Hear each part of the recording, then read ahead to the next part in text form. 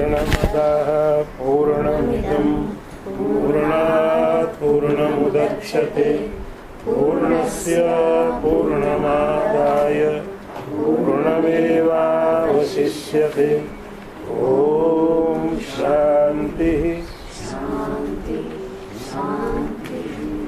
शंकरं शंकराचार्यं केशवं वादरायणं सूत्रभाष्यकृतौ वन्दे भगवन्तौ पुनः पुनः। ईश्वरो गुरुरात्मेति मूर्तिभेदविभागिने व्योमवद्व्याप्तदेहाय दक्षिणामूर्तये नमः। ओम शांति शांति शांति।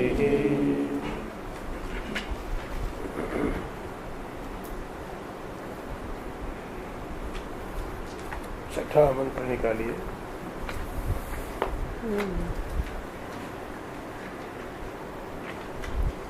यस्तु सर्वाणि भूतानि आत्मन्येवानुपश्यति सर्वभूतेषु चात्मानं ततो न विजुगुप्सते। यस्तु सर्वाणि भूतानि आत्मन्येवानुपश्यति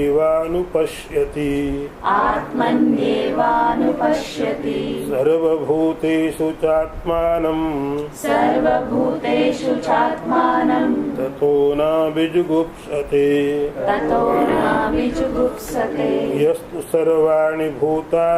यस्तु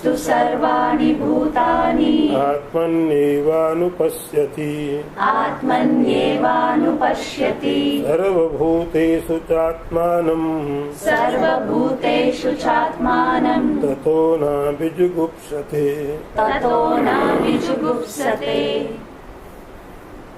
यस्तु सर्वाणि भूतानि आत्मन्येवानुपश्यति सर्वभूतेषु चात्मानं ततो न विजुगुप्सते। यह जो कोई भी सर्वाणि भूतानि सभी प्राणियों को आत्मन्येव अपने आप में ही दिखता है और सभी प्राणियों को के अंदर अपने आप को देखता है। अतो न विजुगुप्सते, वह किसी से घृणा नहीं करता है। पहला मंत्र आपको फिर ध्यान में लेना पड़ेगा। यह उपनिषद आपको आखिरी तक पहला और दूसरा मंत्र जोड़ के रखेगा। ईशावास्यम इदं सर्वं यत्किंचित जगत्याम जगत। जिसने ये पूरे के पूरे जगत को, पूरे यूनिवर्स को आत्मा से, ईश्वर से, भगवान से ढक दिया, कवर कर दिया। जहां भी देखता उसको भगवान दिखता है। अब उसके बाद होता क्या है? तो पहले आपको ये बताया ईशावास्यम इदं सर्वम। फिर क्वेश्चन हुआ ईश्वर है क्या? उसका आंसर आपको 2 श्लोकों में दिया था, जो कल आपने देखे थे। 2 श्लोकों में उसका उत्तर दिया था। अब ये बात है कि जिसने उसको आच्छादित करके जान लिया, उसका रिजल्ट उसके लाइफ में क्या है, उसको फल क्या मिलता है। यज्ञ करता, स्वर्ग आदि लोकों में कोई जाता है, पुण्य करता है, इस लोक की प्राप्ति होती है। ये कर्म करता, ये मिलता है। जिसने उसको जान लिया उसका क्या फल है, तो यहाँ पर मंत्र शुरू करते हैं। 2 मंत्र इस बात के लिए यहाँ पर है। यस्तु सर्वाणि भूतानि आत्मन्येव अनुपश्यति। जिसने जो कोई भी समस्त प्राणियों को अपने आप में देखता है। दो तरह से यहाँ बात की गई है। एक तो है कि सभी प्राणियों को अपने में देखता है, और दूसरा बोला गया अपने आप को सब जगह में देखता है। जितने भी प्राणी हैं, जितना भी हमको लगता है ये मैं हूँ और ये मुझसे अलग है, तो जितने भी मुझसे अलग हैं उन सबको अपने अंदर में देखा और अपने को सबके अंदर में देखा। ये दो बातें। उसका फल होता है ततो न विजुगुप्सते, फिर वह किसी से घृणा नहीं करता। क्यों घृणा होती है? किसी को हेट क्यों करते? हम तब करते हैं जब मैं अलग होता हूं और वो दूसरा अलग होता है। कभी हम अपने आप से घृणा नहीं कर सकते। कोई आदमी कितना भी खराब लग रहा हो आपको, लेकिन वो अपने आप से घृणा नहीं कर सकता। जहां तक उसको लगता है ये मैं हूं, जहां तक उसकी अपनी लिमिट, जहां तक उसकी लिमिट है ये मैं हूं, वहां वो घृणा नहीं कर पाएगा। घृणा तब होगी जब उसको लगता है कि ये मेरे से अलग है। मैंने एक समझ लिया ये मेरी लिमिट है, ये मैं हूं। अब ये मैं हूं, यहां मुझे कोई घृणा नहीं है। यदि आप ठीक से विचार करके देखोगे, इस बॉडी में ऐसा कुछ भी नहीं है जिससे आप घृणा किए बिना रह सको। ठीक से आप विचार करके देखो, वो जो भी बॉडी में है, जो कुछ भी है, वो जैसे ही आपसे अलग हो जाता है, जो आपने अपनी लिमिट बनाई है, बॉडी का कुछ भी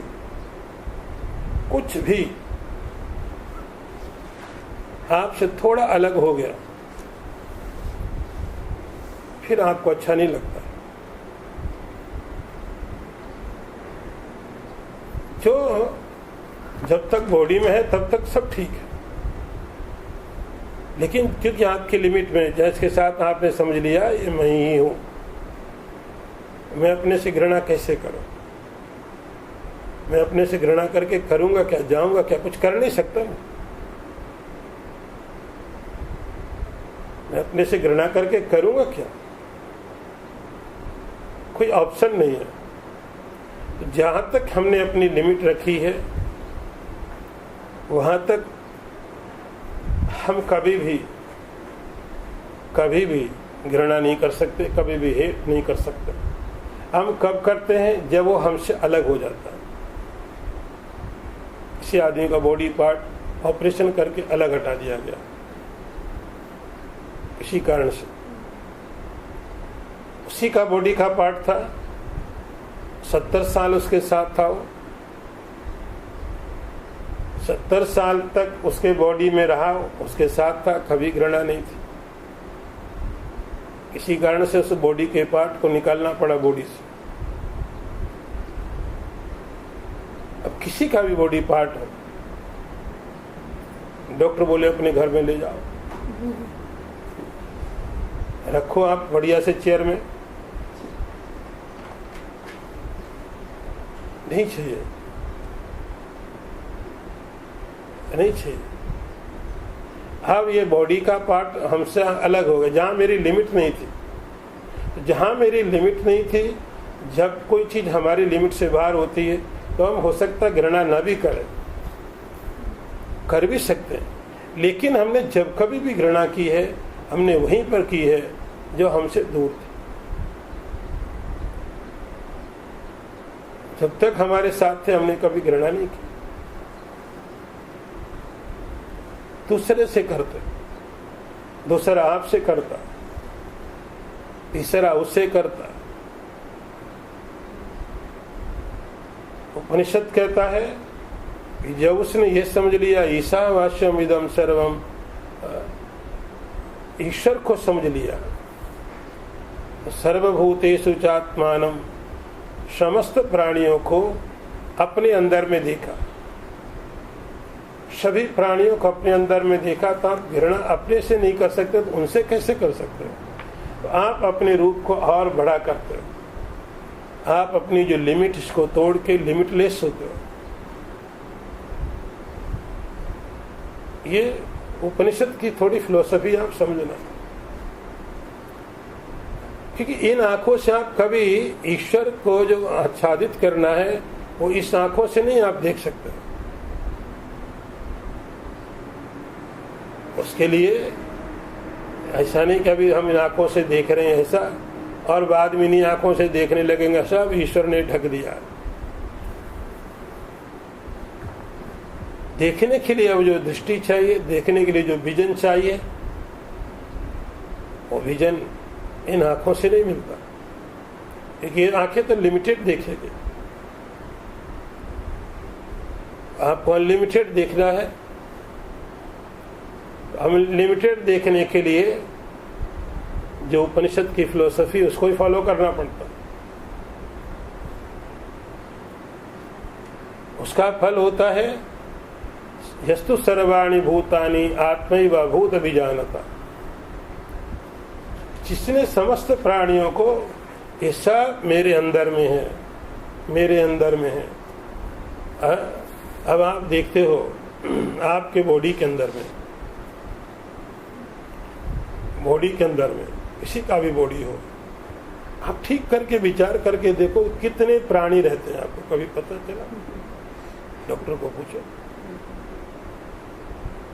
एक ब्लड का लिया सैंपल, एक छोटा सा ब्लड लिया और उसके अंदर में ब्लड टेस्ट किया, तो टेस्ट कैसे, क्या टेस्ट करते हैं? टेस्ट करते हैं। उस छोटे से ब्लड के अंदर में आपको पता है कि कितने सारे इसके अंदर में कीटाणु हैं, कितने होते हैं?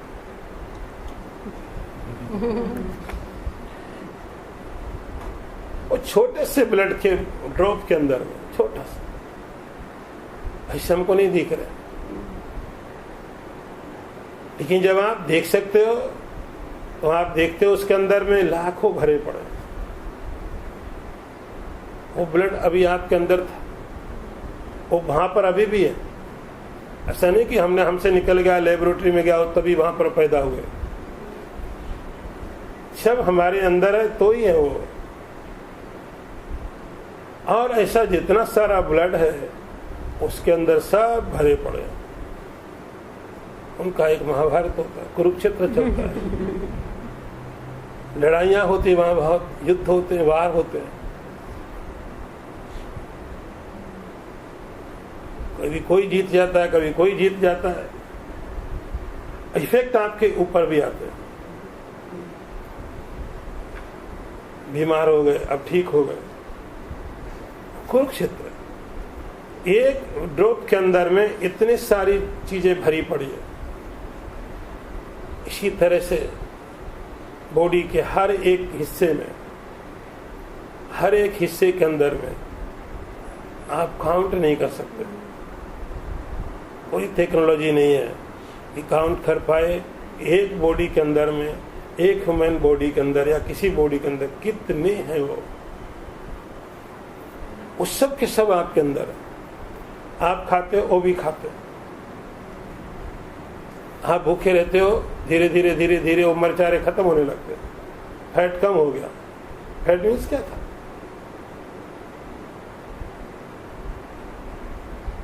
अब पूरे के पूरी बॉडी के अंदर पूरा एक यूनिवर्सल, एक ह्यूमन बीइंग की बॉडी लो, इसी की बॉडी लो, पूरा एक यूनिवर्स, उनके लिए पूरा ब्रह्मांड हो, तो पूरी बॉडी घूम भी नहीं सकते।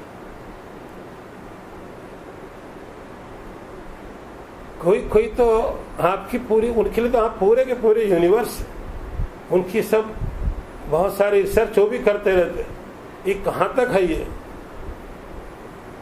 पता ही नहीं चलता। जब आप चलते हो तो पूरा एक यूनिवर्स चलता है, पूरा यूनिवर्स चलता है। आपको नहीं पता कि आप इतने बड़े महान हो, उनको पूछो। कोई बेचारा पांव में पड़ा हुआ, उसके लिए पूरी दुनिया वही है, उसका यूएस भी वही, हांगकांग भी वही, सिंगापुर वही है, कभी ऊपर तक नहीं पहुंचा हो।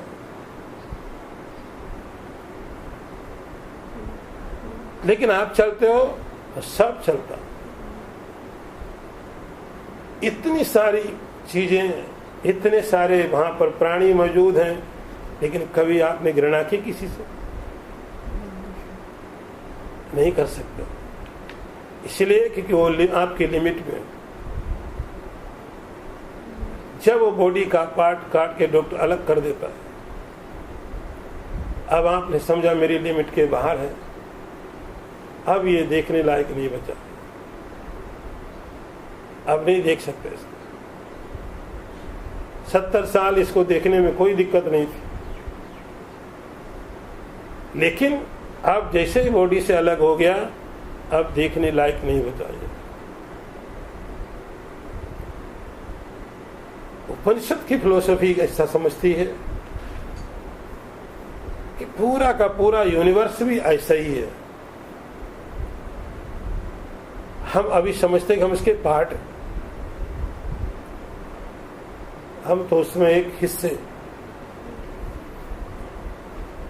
यहां कहा जाता आप हिस्से नहीं, यस्तु सर्वाणि भूतानि आत्मैव अभूत विजानता।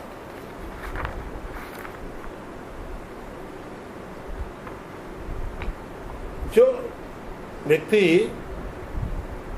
जितना भी यूनिवर्स है सब मेरी लिमिट में है, मेरे हद में है, मेरी सीमा में है, मुझसे बाहर नहीं है, ये व्यक्ति घृणा नहीं कर सकता। किससे करेगा घृणा? हाथ से नहीं घृणा कर सकते आप अपने पांव से घृणा नहीं कर सकते, आप किसी पार्ट से घृणा नहीं कर सकते, क्योंकि हमने वहां तक लिमिट रखी है अपनी। इसी तरह पूरे के पूरे यूनिवर्स में सबके अलग अलग काम। इस हमारी बॉडी में हाथ का कुछ काम है, पांव का कुछ काम है, दांत के कुछ काम है, जीभ का, सबके अलग अलग काम दिए हुए। क्यों घृणा करा? यदि दांत अपना काम करना छोड़ दे तो बोले हमको नहीं दांत ये काम करना है, हमें तो देखना है, हमें नहीं चबाना कुछ। कैसे जियोगे? दांत अपना काम करता, आंख, कभी घृणा की बात नहीं है। इससे पूरे यूनिवर्स में हर प्राणी अपना अपना काम कर रहा है, अपना अपना काम कर रहा है, लेकिन वो आपकी लिमिट में। तो उपनिषद कहता है यस्तु सर्वाणि भूतानि आत्मैव अभूत विजानता। समस्त प्राणियों को मैं ही हूं, मेरा ही ये सब विस्तार है, मेरा ही विस्तार है। ये बॉडी उसका एक हिस्सा है, लेकिन इतना ही मैं नहीं हूं पूरा। दूसरी तरीके से ऐसे सोचना है, सर्वभूतेषु चात्मानम। ये सोचना थोड़ा कठिन पड़ता है कि सब जगह मेरा विस्तार है, सब मैं ही हूं। ये सोच कब आएगी? जब अपने को लिमिटलेस करे, बाउंड्री लेस करे। जब तक ये बाउंड्री मैंने पक्की करके रख दी, तब तक बाउंड्री लेस, लिमिटलेस कोई हो नहीं सकता। दूसरा एक और तरीका दिया है कि जो ये सोचता है सर्वभूतेषु चात्मानम, सारे के सारे प्राणी मुझ में है,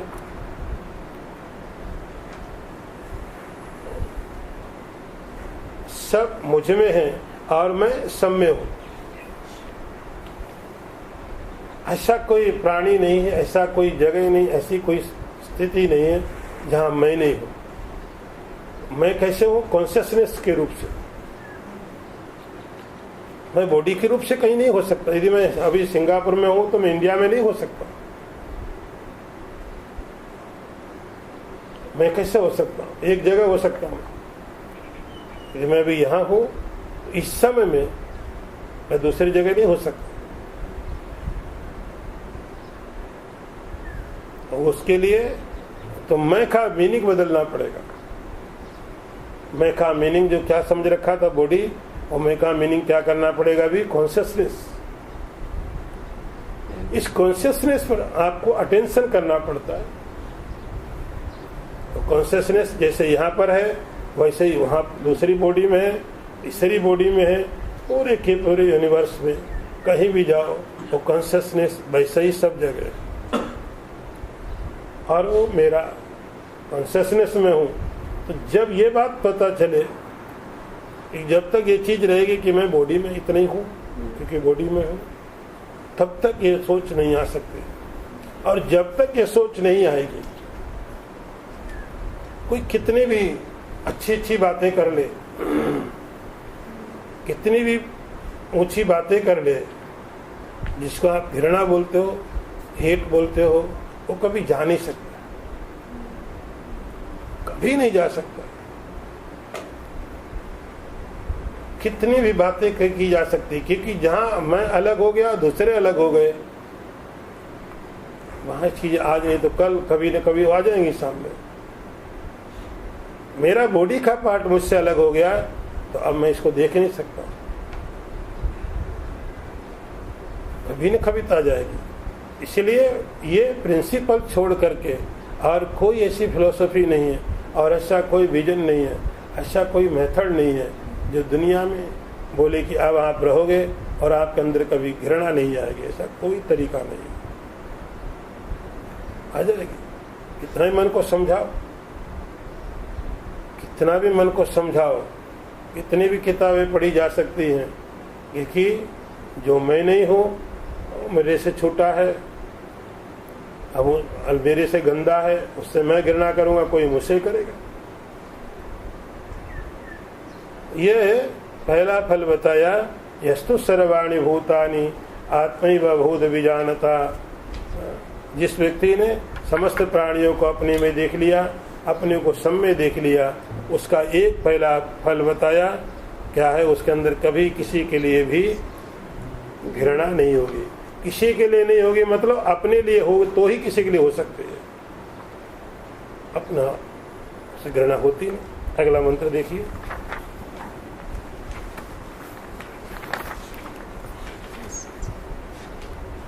यस्मिन् सर्वाणि भूतानि आत्मैवाभूत विजानतः तत्र को मोहः का शोकः एकत्वमनुपश्यतः यस्मिन् सर्वाणि भूतानि आत्मैवाभूत विजानतः तत्र को मोहः का शोकः एकत्वमनुपश्यतः यस्मिन् सर्वाणि भूतानि आत्मैवाभूत विजानतः तत्र को मोहः का शोकः एकत्वमनुपश्यतः।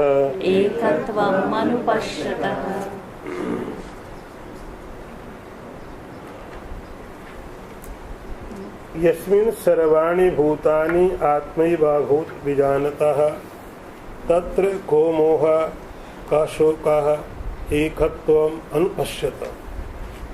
अर्थ देखो, जिस समय सर्वाणि भूतानि आत्मैव अभूत विजानता, समस्त प्राणियों को अपनी आत्मा रूप से जान लिया, वहाँ पर कोई मोह नहीं है, कोई शोक नहीं है। एकत्वम अनुपश्यता, इस अद्वैत का दर्शन करने के बाद उसके पास कोई शोक मोह नहीं होता। अर्थ फिर देख लीजिए, यस्मिन् सर्वाणि भूतानि, जिस समय में जिस व्यक्ति ने समस्त प्राणियों को अपने आत्मा रूप से ही जान लिया है, उसको कोई मोह नहीं होता है, और कोई शोक नहीं होता है इस एकत्व का दर्शन करने के बाद। दूसरा श्लोक आप पढ़ रहे हैं, उसका फल क्या है? ईशावास्यम इदम सर्वम, जिसने सारे के सारे यूनिवर्स को ईश्वर से आच्छादित कर दिया है, उसका दूसरा मंत्र में दूसरा फल बता रहे हैं। यस्मिन् सर्वाणि भूतानि आत्मैव अभूत विजानता, जिस व्यक्ति ने भी समस्त प्राणियों को अपने आत्मा के साथ एक कर दिया, ऐसा जान लिया ठीक से, विजानता। हम लोग भी बातें करते हैं व्यवहार में, सब एक है, सब एक है, भगवान सब जगह व्यापक है, सब बताते हैं, सबको पता, ओमनी प्रेजेंट है, किसको नहीं पता, सब जगह भगवान है, सबके ऊपर में कृपा करनी चाहिए, सबको सुखी करो, खूब कोटेशन घूमते रहते हैं। लेकिन ये कोटेशन तब तक घूमते रहते जब तक सब ठीक ठाक होता है। जब तक सब ठीक ठाक है तब तक ये ठीक है, बोलने में अच्छा है, सुनने में अच्छा है, बढ़िया लगता है। लेकिन जब प्रैक्टिकल की बात होती है उस समय मालूम पड़ता है कि जो अभी तक हमें मालूम था वो एकेडमिक था, एक्सपीरियंस नहीं है। हमको किसी ने बोला, हमने उसको बोल दिया, हमने तीसरे को बता दिया। ये बात आ नहीं सकती है। उपनिषद एक बहुत सीधी सीधी बात करते हैं, बहुत सीधी, कि आप ये विचार करके देखो, आप किसको चाहते हो?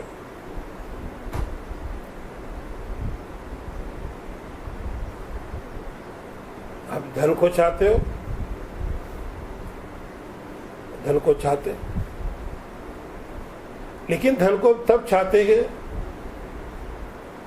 जब हमें लगे धन से हमें सुख मिलेगा। हमें ये लगे इस धन से मुझे आनंद मिलेगा, मुझे सुख मिलेगा, तो हम धन चाहते। यदि मुझे कोई ये समझा दे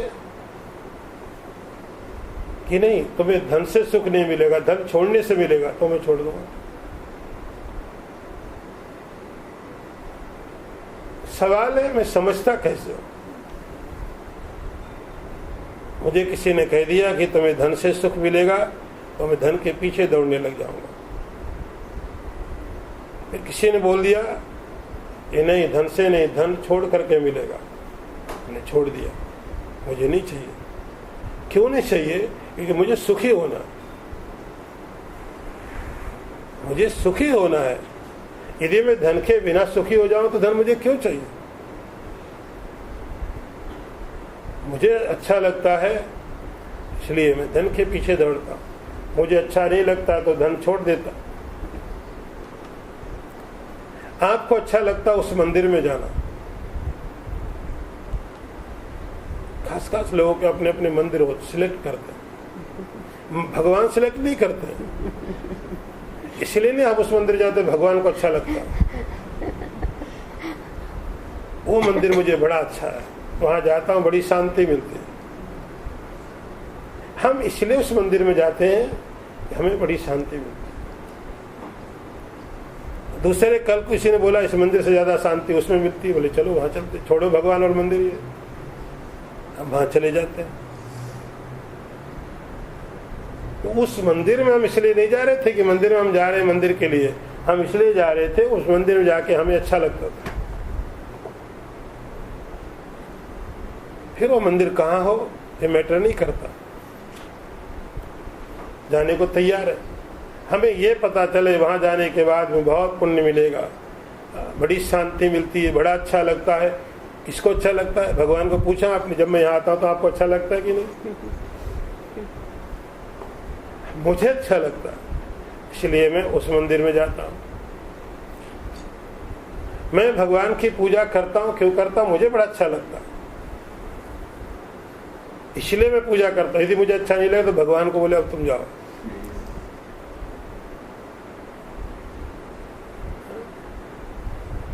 हम भगवान की पूजा इसलिए नहीं करते कि भगवान खुश हो जाएगा, हम पूजा इसलिए करते हमें बड़ा अच्छा लगता है। उस मंदिर में जाते हैं, भगवान का दर्शन किया, अच्छा लगा, पुण्य प्राप्त होगा। कल को किसी ने बता दिया इससे ज्यादा पुण्य तो वहां पर मिलता है, उस मंदिर में। इस मंदिर के भगवान बेचारे खड़े रहेंगे, हम वहां लाइन में खड़े हो जाएंगे जाकर के। सवाल है कि कोई कन्विंस कर दे हमें, कोई भी कन्विंस कर दे कि आपको वहां जाकर के इस देवता की पूजा करके ज्यादा अच्छा लगेगा। वो देवता कौन है? फिर हम नहीं देवता को पूछते, हम आपकी पूजा करें आपको अच्छा लगेगा कि नहीं लगेगा? देवता को भी कभी पूछो, हम आपके दर्शन के लिए आते हैं, आपको अच्छा लगता है कि नहीं लगता है? और जब नहीं आते तो आपको कैसा लगता है? हमें अच्छा लगता है। आत्मनस्तु कामाय सर्वम प्रियम भवति, उपनिषद का सीधा सीधा प्रिंसिपल है कि संसार में कोई देवताओं के लिए नहीं कोई पूजा करता है। मुझे अच्छा लगता है, उस मंदिर में मैं जाता हूँ, मुझे बड़ा शांति मिलती है। अच्छा लिखा, किसी ने बता दिया बहुत पुण्य मिलता है, उस मंदिर में गए। फिर कल को कोई कहते नहीं उससे ज्यादा पुण्य वहां मिलता है, चलो वहां चलते हैं। फिर इस देवता को नहीं पूछते। आत्मनस्तु कामाय सर्वम प्रियम भवति, इस संसार में आप कहीं पर भी देवता की इच्छा है, इसलिए हम देवताओं को नहीं चाहते। हमको अच्छा लगता है, उस देश में जाना मुझे अच्छा लगता है, उस जंगल में जाना मुझे अच्छा लगता है, उस नदी के किनारे जाना अच्छा लगता है, उस व्यक्ति से मिलना अच्छा लगता है। ये चीज मुझे, मैं वो करता हूं। सेल्फ सेंटर्ड सेंटर में हो, उसके बाद में चीजें आगे बढ़ेंगे। ये खाना मुझे अच्छा लगता है, मैं खाता हूं, मुझे अच्छा नहीं लगा मैंने छोड़ दिया। तो उपनिषद की फिलोसफी बहुत सीधी सीधी है।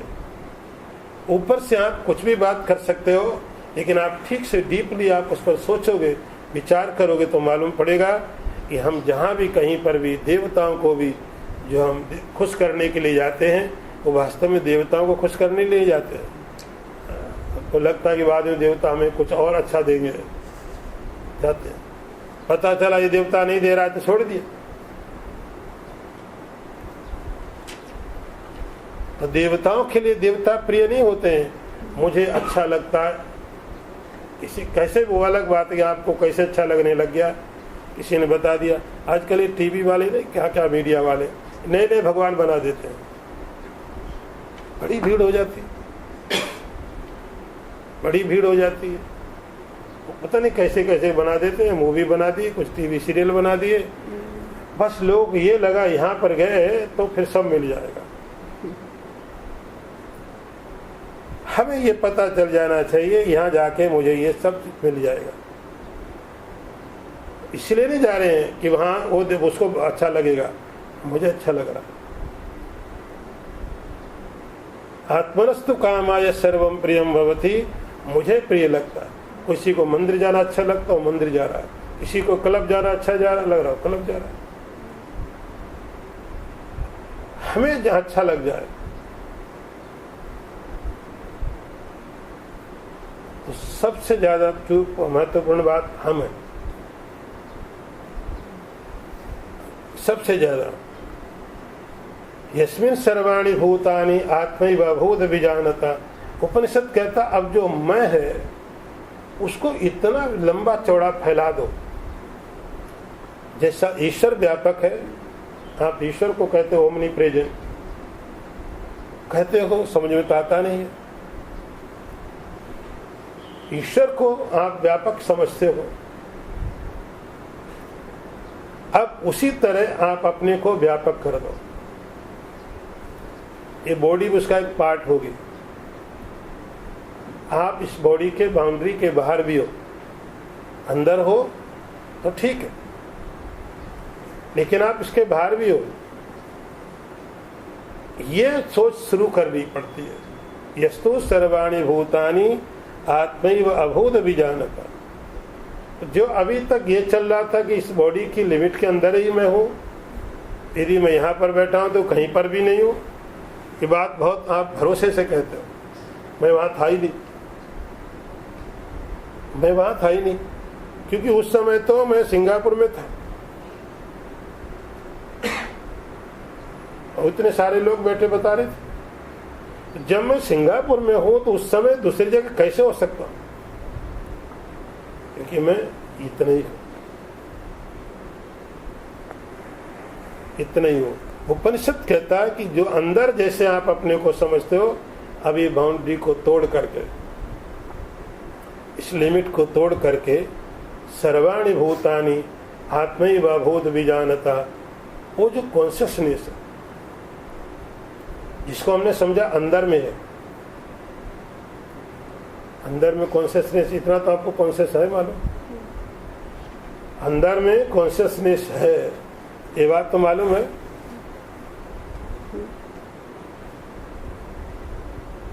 अब अंदर में कहां पर है, अंदर तो है लेकिन कहां पर है,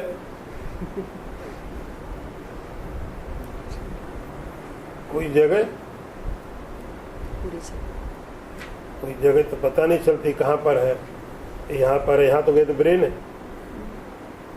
कहीं पर हार्ट, लीवर है, किडनी है, बॉडी के पार्ट है, ये सारे के सारे बॉडी के पार्ट एक्टिव हैं। इट मीन कॉन्शियसनेस है, लेकिन कहां पर है उसकी कोई जगह, सबकी तो अपनी अपनी बॉडी पार्ट की जगह, क्योंकि बॉडी है तो बॉडी पार्ट रहेंगे इसमें। तो कॉन्शियसनेस कहां पर है, लेकिन हमको पता चलता अंदर में है, तो अंदर में है तो कहीं न कहीं पर। तो जैसे आपको अंदर में पक्का भरोसा नहीं कहीं पर है, कहां पर है, इसीलिए कहा जाएगा कभी यहां बैठ कर उसका ब्रह्मरंध्र में ध्यान करो। क्योंकि अब थोड़ी कि आपका लीवर यहां पर है तो यहां पर भी हो सकता है, आपकी आंखें यहां पर भी, हाथ में भी हो सकती हैं। आप क्या भगवान हो जो आपकी आंखें कहीं कहीं लगा दी जाएंगी? आपकी आंख जहां है वहीं पर होगी। लेकिन तो कहा जाएगा कभी आप बैठ के हृदय में भगवान का ध्यान करो, कौन चेतन का। कभी कहा जाएगा ब्रह्मरंध्र में ध्यान करो, कभी कहा जाएगा अमुक चक्र पर ध्यान करो, वहां पर ध्यान करो। क्यों कहा जा रहा है? इस बॉडी के इनर साइड में भी आपको नहीं पता कि कहां पर है। एक बात है कि है तो कहीं, कोई इंस्ट्रूमेंट नहीं है, कोई तरीका नहीं है जानने का, देखने का, बस इतना पता चलता कहीं तो है। तो शास्त्र बोलते कभी आपको लगता है आप हार्ट में ध्यान करो, हृदय चक्र में देखो, कंठ में देखो, सहस्त्रार में देखो, मूलाधार पर ध्यान करो। अलग अलग चक्रों पर ध्यान करने की बात इसलिए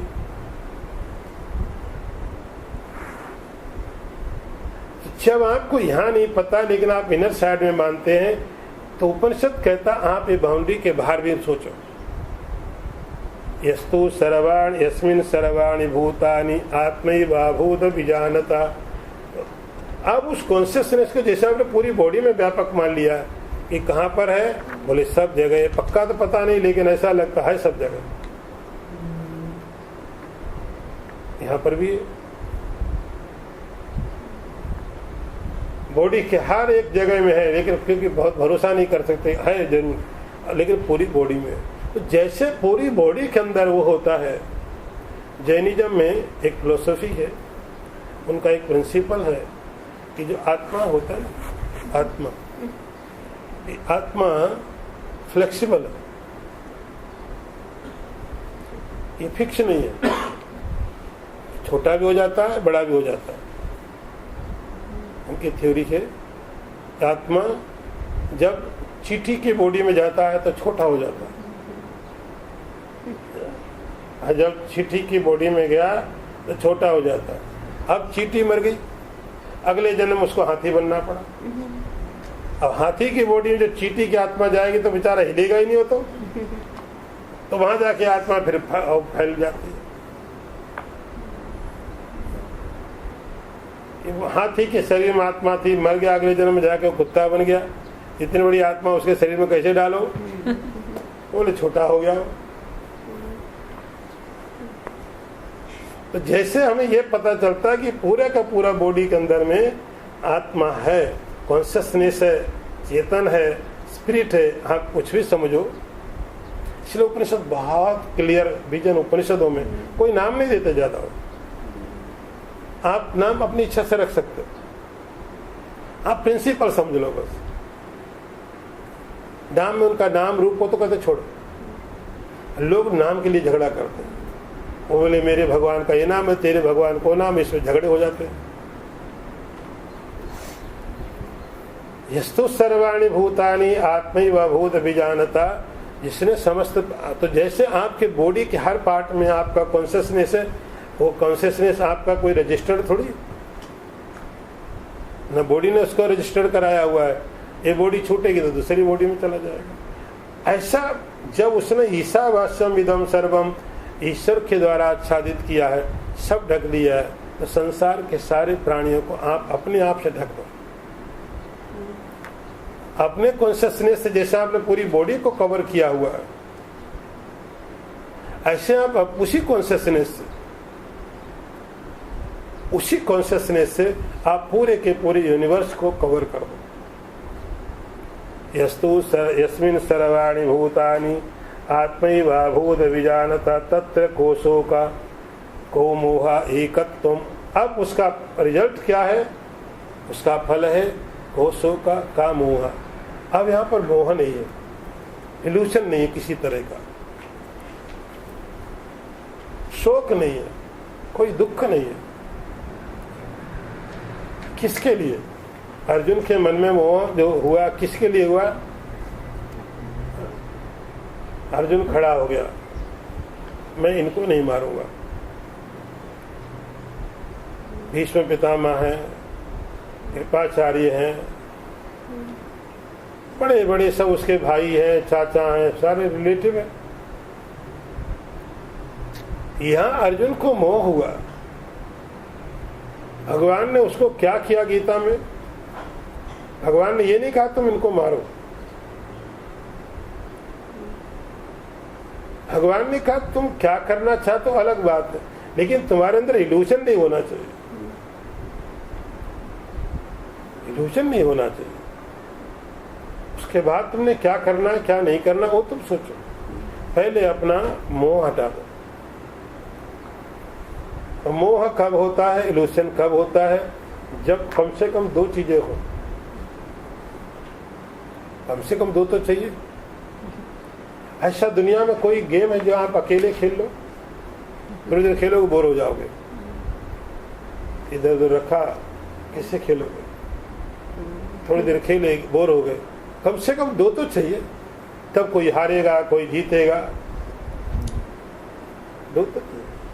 आप अपने आप थोड़ा सा कुछ किया उसका न हार है न जीत है तो क्या फायदा है? कम से कम दो चाहिए। आप हार गए आपको बड़ा सुख हुआ, आप जीत गए बड़ा अच्छा लगा। एकत्वम अनुपश्यता, जब उपनिषद कहता है वो जो एक था, एक क्या कॉन्शियसनेस, उस कॉन्शियसनेस को ही पूरा का पूरा यूनिवर्स कर दिया। तो जैसे अभी आप देख रहे थे यहाँ जब बहुत सारा हेज जोर से था, सारी बिल्डिंग्स उसमें ढक जाती थी। आपको क्या दिखाई पड़ता था? हेज। इंडिया में देखो कहीं फॉग बहुत पड़ता है, उस सब चीजों से ढक जाते हैं। जैसे डार्कनेस हो जाए पूरी तरह, और किसी जंगल में आप गए, चारों तरफ से बहुत बहुत ज्यादा डार्क है, तो क्या दिखता आपको? कुछ नहीं दिखता, एक डार्कनेस दिखता। अब इंतजार करते सवेरा हो, जैसे सवेरा हुआ अब आप निकलते घूमने के लिए। आप रात को क्यों नहीं घूमने निकले? रात में कुछ दिखाई नहीं, चीजें थी सब वहां पर, सब चीजें थी वहां, लेकिन आपको नहीं दिखा क्योंकि डार्कनेस था। तो सब चीजों उस डार्कनेस में ढक गई और कुछ नहीं दिखाई पड़ रहा था, केवल एक डार्कनेस।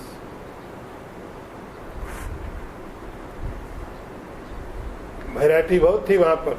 सवेरा हुआ, आपने इतने तरह के पेड़ देखे, इतने तरह से सब चीजें देखी, लेकिन सवेरा होने के बाद यहां पर आपको केवल जैसे एक ही चीज दिखाई पड़ रही थी, और वो डार्कनेस, और कुछ नहीं था।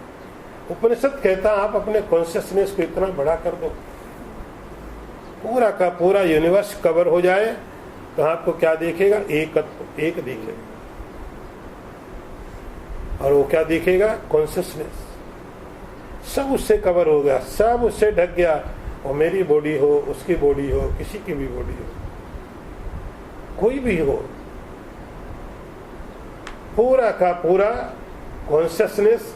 तो जैसे आप ईश्वर को सर्वव्यापक मानने की कोशिश करते हो, मान नहीं पाते,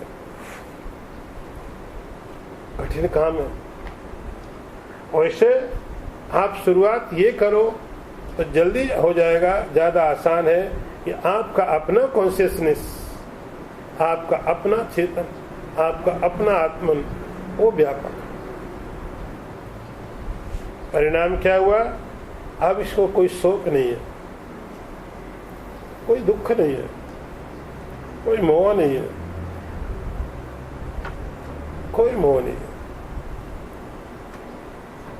आपको अपने प्रति, अपने लिए आपको कभी शोक होता? शोक किसके लिए होता? ये चीज मिलनी थी, ये नहीं मिली, बड़े दुखी हो गए। शोक का मतलब हुआ कोई और टारगेट था, वो मुझे नहीं मिला। किसी जगह, किसी व्यक्ति को जो और चीज थी, उसके कारण जीवन में शोक आया। आपके अपने कारण कोई शोक आया कि मैं बड़ा दुखी हूं, क्योंकि मैं हूं, बड़ा दुखी हूं,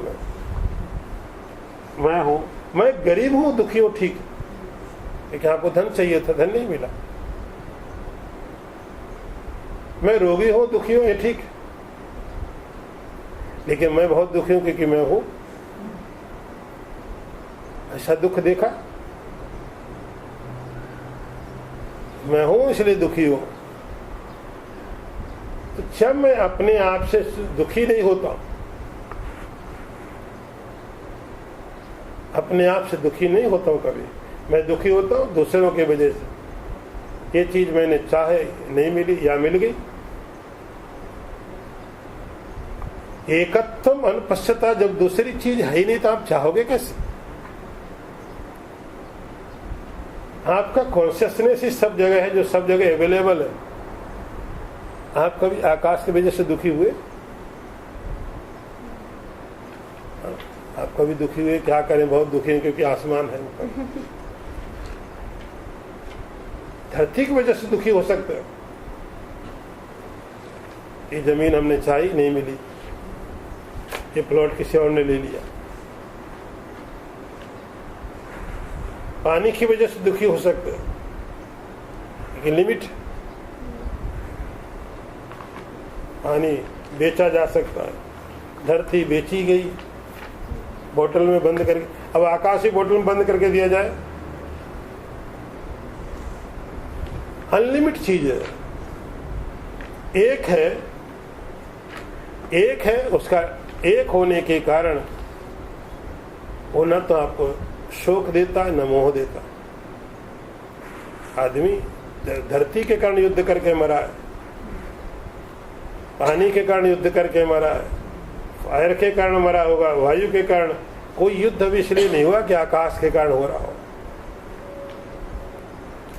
अनंत, ऊपर जाओ और ले लो। हम भी ये कहें कि हमारी धरती के नीचे आकाश हमारा है। कितनी दूर तक तुम्हारा है? कितनी दूर तक है? एकत्वम अनुपश्यता, एकत्व का दर्शन करने वाला, एक को देखने वाला, एक क्या? कॉन्शियसनेस। उसको जो दिखता रहता है, को शोका का मोहा। किसका शोक? आप अपने से कभी मोह नहीं करते, अपने लिए कभी मोह नहीं होता, दूसरों के लिए होता है। जब दूसरा है ही नहीं, मैं ही हूं, पूरे के पूरे यूनिवर्स में मैं ही हूं, फिर मैं कैसे शोक करूं, किसके मोह करूं? उसका कोई उपाय नहीं है। तो जो चीजें जैसी होती है हम उसको वैसे एक्सेप्ट कर लेते हैं। हम कभी ये नहीं कहते चलो नींबू को थोड़ा मीठा हो जाना चाहिए। ठीक है, एक्सिस्टेंस उसका ऐसा है, नेचर उसका वैसा है। ठीक, मैं हूं, मैंने स्वीकार कर लिया।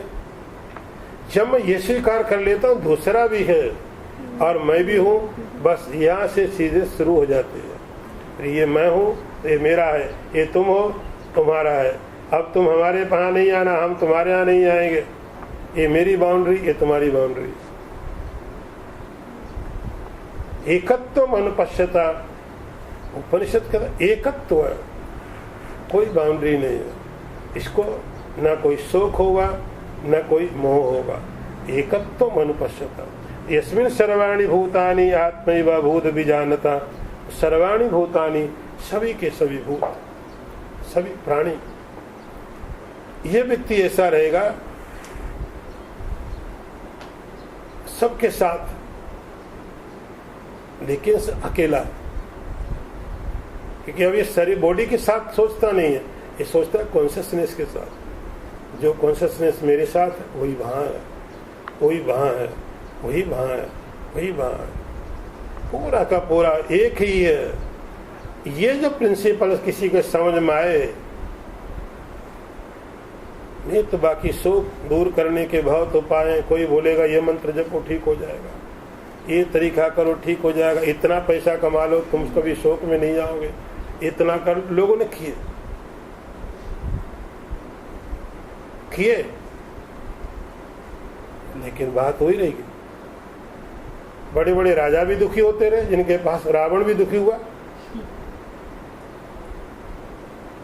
क्योंकि जब तक ये चीज अंदर में नहीं जाती। उपनिषद कहते हैं एकत्व अनुपश्यता, उस एक को लेकर के। जैसे हम अपनी बॉडी के एग्जाम्पल के तरीके में समझ के चलते हैं, यहाँ पर रह करके इसके लिए न तो कोई शोक होता है न कोई मोह होता। आप किसी को पूछते मुझे बड़ा मोह है, तो पूछे किससे? मुझे बड़ा शौक है, किस में बड़ा दुखी हो? किससे दुखी हो? किससे दुखी हो? यदि एक ही है तो उपनिषद कहता है इसमें दुखी होने के लिए और मोह करने के लिए खत्म होता है। तो पहला ईशावास्यम इदम सर्वम, जिसने उस आत्मा के द्वारा जो सबका शासक है, नाम नहीं दिया ईशा का अर्थ। इसलिए मैं आपको बार बार कहता हूँ उपनिषद नाम नहीं देता है, ईशा लिख दिया। ईशा का अर्थ शासन करने वाला, एडमिनिस्ट्रेटर। वो आपके अंदर जो बैठा कॉन्शियसनेस, वो भी एडमिनिस्ट्रेटर है। तो सब के सब जगह में जो बैठा हुआ है वह ईश, उस एक को देखने वाला, उस एक को देखने वाला सब जगह शोक और मोह में नहीं पड़ता है। इसके आगे ओम पूर्णमदः पूर्णमिदं पूर्ण मुदच्यते पूर्णस्य पूर्णमादाय पूर्णमेवावशिष्यते। ओम शांति शांति शांति। शंकरं शंकराचार्यं केशवं वादरायणं सूत्रभाष्य कृतौ वन्दे भगवन्तौ पुनः पुनः। ईश्वरो गुरुरात्मेति मूर्तिभेद विभागिने व्योमवद्व्याप्तदेहाय दक्षिणामूर्तये नमः। ओम शांति शांति शांति।